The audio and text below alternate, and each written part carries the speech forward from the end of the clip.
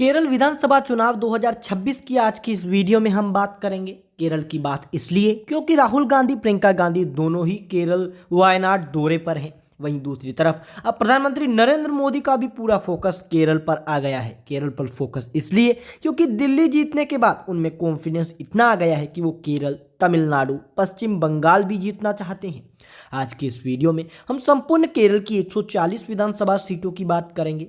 लेकिन विधानसभा सीटों की बात करने से पहले हम केरल चुनाव का थोड़ा गणित जान लेते हैं। केरल में अभी वर्तमान में कांग्रेस नेता शशि थरूर थोड़े बगावती तेवर अपनाए हुए हैं। उनके ये बगावती तेवर कांग्रेस पार्टी में नजरअंदाजी को लेकर है। उनका कहना है कि कांग्रेस पार्टी के बड़े नेता उन्हें नजरअंदाज कर रहे हैं, उनका फायदा नहीं उठाया जा रहा। तिरुवनंतपुरम में कांग्रेस पार्टी के नेता शशि थरूर का काफी अच्छा बोलबाला माना जाता है।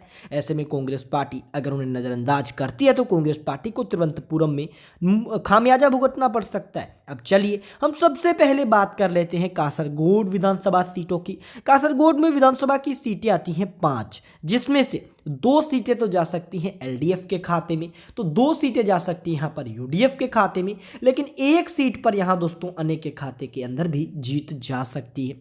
वहीं दोस्तों आपको बता दें कि केरल चुनाव 8 फरवरी से प्रियंका गांधी तो इस पर प्रचार भी करने लग जाएंगी। हालांकि चुनाव में अभी पूरे 1.5 साल का समय बाकी है।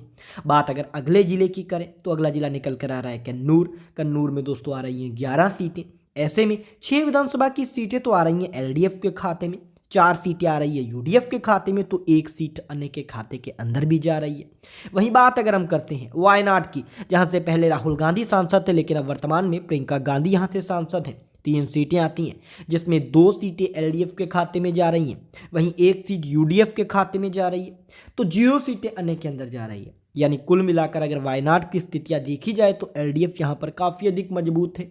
वहीं अगर हम बात कोझिकोड सीटों की करते हैं तो 13 सीटें आती हैं, जिसमें 7 सीटों पर एलडीएफ के खाते में जीत जा सकती है, 5 सीटों पर दोस्तों यहाँ यूडीएफ के खाते में जीत जा सकती है, वहीं 1 सीट जा सकती है अन्य के खाते में। वहीं देश में अभी एक और मुद्दा चर्चा का विषय बना हुआ है कि चुनाव ईवीएम से हो या बैलेट पेपर से। लेकिन इस पर आपकी क्या व्यक्तिगत राय है? आप चुनाव ईवीएम से करवाना पसंद करते हैं बैलेट पेपर से? हमें कमेंट में जवाब दें। वहीं दोस्तों अब हम बात अगले जिले की कर लेते हैं, तो यहाँ पर मलप्पुरम आ रहा है, जिसमें 16 सीटें आती हैं, जिसमें 8 सीट एलडीएफ, 7 सीट यूडीएफ, तो 1 सीट अन्य के खाते के अंदर भी जाने की संभावनाएं जो है वो जताई जा रही हैं। वहीं अगर हम बात त्रिशूर की 13 सीटों की करते हैं तो 8 सीटें आती हैं। यहाँ पर 13 में से 8 सीटें तो एलडीएफ हासिल कर रहा है, वहीं 5 सीटें हासिल कर रहा है यूडीएफ, तो यहाँ पर 0 सीटें अन्य के अंदर भी जाती हुई देखने को मिल रही हैं। वहीं दोस्तों आपको बता दें कि प्रियंका गांधी ने केरल में दौरे के साथ साथ यहाँ पर दोस्तों आपको बता दें कि केरल की संपूर्ण विधानसभा सीटों पर एक यात्रा निकालने का भी मन बनाया है। सूत्र बताते हैं कि जल्द ही प्रियंका गांधी उस यात्रा पर निकलेंगी और केरल में कांग्रेस पार्टी को मजबूती के लिए उभारेंगी। वहीं बात अर्नाकुलम की करें तो यहाँ पर 14 सीटें आती हैं, जिसमें 7 सीटें यहाँ पर एलडीएफ के खाते में जा रही हैं, 5 सीटें यूडीएफ के खाते में जा रही है, तो 2 सीटें अन्य के अंदर भी जा रही हैं। वहीं बात इडुक्की की करें, यहाँ पर दोस्तों 5 विधानसभा की सीटें इडुक्की जिले के अंतर्गत आती हैं, जिसमें 3 सीटें एलडीएफ के खाते के अंदर जाने की संभावनाएं बताई जा सकती हैं, 2 सीटें यूडीएफ के अंदर जाने की संभावनाएं बताई जा सकती हैं, तो 0 सीटें दोस्तों अन्य के अंदर जा सकती हैं। यानी वर्तमान स्थितियां जो हैं वो यहाँ पर कांग्रेस पार्टी के पक्ष में नहीं है। वहीं बात कोट्रायम की करते हैं, 9 विधानसभा की सीटें आती हैं इस जिले के अंतर्गत, जिसमें से दोस्तों 6 विधानसभा की सीटें तो एलडीएफ के खाते के अंदर जाने की संभावना हो सकती है, 2 सीटें जा सकती है यूडीएफ के खाते में, 1 सीट दोस्तों अन्य के अंदर जा सकती है।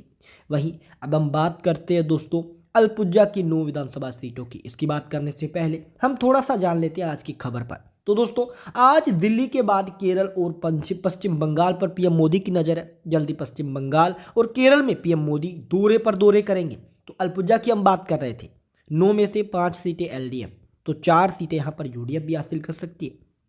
वहीं पथनामथिट्टा की बात अगर हम करते हैं, पथनामथिट्टा में 5 सीटें आती हैं, जिसमें 2 सीटें तो जा रही हैं एलडीएफ के खाते के अंदर, वहीं 3 सीटें यहाँ यूडीएफ के खाते में भी जा रही हैं। यहाँ पर अगर हम बात अन्य की करते हैं तो अन्य यहाँ पर खाता खोलता हुआ देखने को नहीं मिलेगा, 0 सीटें जाएंगी। वहीं अगर हम बात पलक्कड़ की 12 विधानसभा सीटों की करते हैं तो 7 विधानसभा की सीटें जा रही हैं एलडीएफ के खाते में, वहीं 5 सीटों पर यहां यूडीएफ के खाते में भी जीत जाने की संभावना हो सकती है। वहीं दोस्तों यहाँ पर पलक्कड़ में एलडीएफ जो है वो यूडीएफ के मुकाबले थोड़ा सा मजबूती के साथ चुनाव लड़ रही है। वहीं बात अगर हम करते हैं कोल्लम की 11 विधानसभा सीटों की, कोल्लम में 11 विधानसभा की सीटें, जिसमें से 7 विधानसभा की सीटें एलडीएफ के खाते में जाने की संभावनाएं बताई जा रही हैं। 4 विधानसभा की सीटें यूडीएफ के खाते के अंदर जाने की संभावनाएं बताई जा रही हैं। 0 सीटें अन्य के अंदर जाती हुई देखने को मिल सकती हैं। वहीं अगर हम बात तिरुवनंतपुरम की 14 विधानसभा सीटों की करते हैं तो यहां दोस्तों 4 विधानसभा की सीटें एलडीएफ के खाते के अंदर जाने की संभावनाएं बताई जा सकती हैं। यहां 10 सीटें यूडीएफ। आपको मैंने पहले भी बताया था कि यहां पर तिरुवनंतपुरम में कांग्रेस सांसद शशि थरूर काफी अधिक लोकप्रिय हैं। उनकी लोकप्रियता का फायदा कांग्रेस पार्टी को यहां मिल सकता है। हालांकि वर्तमान में वे थोड़ा सा बगावती रुख अपनाए हुए हैं, लेकिन उनकी ये बगावत उनकी ही पार्टी को मजबूती देने के लिए है। उनका कहना है कांग्रेस पार्टी मेरा सही से उपयोग करे, मुझे बीजेपी के लोग भी वोट देते हैं, एलडीएफ के लोग भी वोट देते हैं, यानी कांग्रेस विरोधी वोट भी मुझे ही आते हैं। तो ऐसे में कुल मिलाकर 140 सीटों में से लगभग 74 सीट एलडीएफ के खाते में, 71 सीट जो बहुमत का आंकड़ा है उससे 4 सीट अधिक हासिल कर रहे हैं। वहीं 60 के करीब यूडीएफ, तो 7 सीटें अन्य के अंदर जा रही हैं। यानी इस बार यूडीएफ